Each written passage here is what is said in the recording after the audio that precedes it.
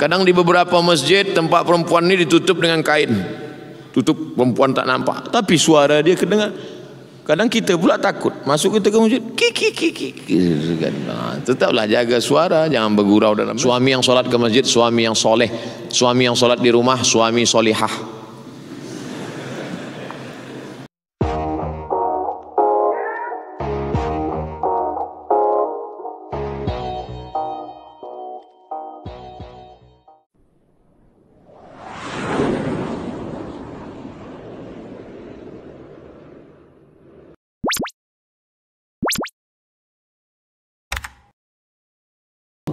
Saya pernah mendengar satu ceramah agama, betulkah tidak atau benarkah tidak suami salat berjamaah di rumah bersama istrinya, anak-anaknya, nilai pahalanya cuma dapat satu.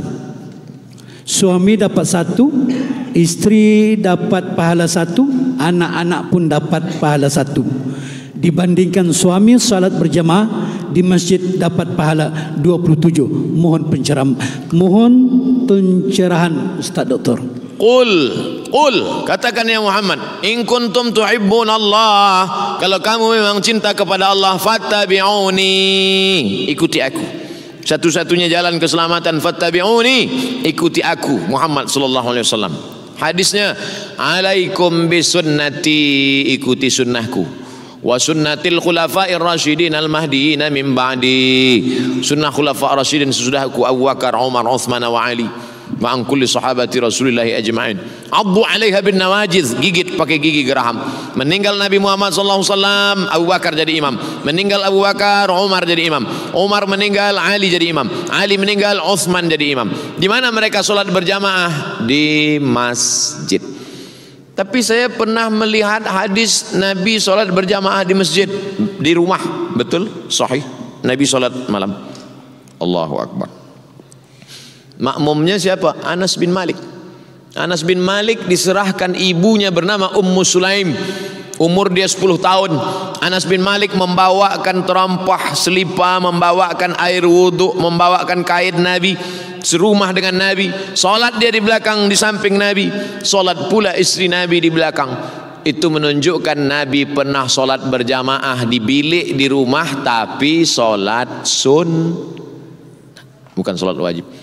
Adapun solat fardu, maka lelaki suami solat ke masjid. Suami yang solat ke masjid, suami yang soleh. Suami yang solat di rumah, suami solihah. Puan ingin solat di rumah berjamaah dengan anak yang belum baligh, boleh. Anak belum baligh jadi imam, dia sudah berkhitan. Hadis Sahih Bukhari tentang imam umur 7 tahun. Imam kecil, tapi masa itu mereka sudah berkhitan, sudah tak ada lagi najis. Dibacaannya pula baik, tajwidnya idgham, ikhfa, qalqalah, gunnah bila gunnah, baik. Sampai-sampai maaf beribu maaf, rupanya imam yang kecil tadi bila dia rukuk terbuka bajunya di belakang.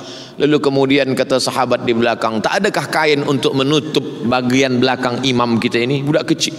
Memang dia kecil, tapi hafalan dia banyak.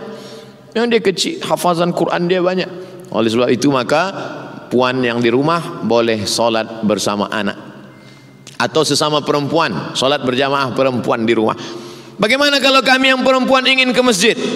Ada yang mengatakan perempuan solat di rumah, sebab perempuan yang solat di dalam kamar bilik lebih baik lagi, di dalam rumah lebih baik lagi, di dalam kamar bilik kecil lebih baik lagi.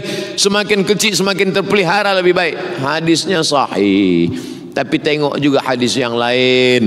Nabi kalau meluruskan kata saf, kata Nabi, sebaik-baik saf lelaki di depan, sebaik-baik saf perempuan di belakang.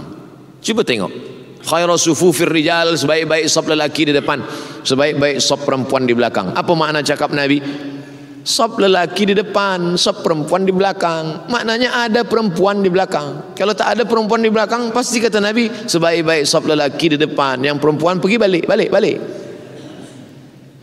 Makanya sampai hari ini pintu masuk Masjid Nabawi Babus Salam, keluar dan masuk dari Babus Salam, keluar Babul Baqi. Di belakang babul baqi babu Jibril. Di belakang babu Jibril babun nisa. Babun nisa ini bukan sekarang. Babun nisa sudah ada masa zaman Umar bin Khattab. Zaman Umar bin Khattab bila ada lelaki masuk dari babun nisa ditangkap, dicambuk. Sebab dia sudah ikhtilat, bercampur dengan perempuan. Maknanya apa? Ada perempuan solat tapi tetap menjaga menutup aurat. Tidak tabarruj, la tabarrujna tabarrujal jahiliyatil ula. Tidak bersuara dengan suara. Kadang di beberapa masjid tempat perempuan ini ditutup dengan kain. Tutup, perempuan tak nampak, tapi suara dia kedengar. Kadang kita pula takut masuk kita ke masjid, kiki. Tetaplah jaga suara, jangan bergurau dalam masjid, menjaga ibadah. Maka perempuan solat berjamaah boleh dengan syarat-syarat yang ketat. Wallahu a'lam bishawab.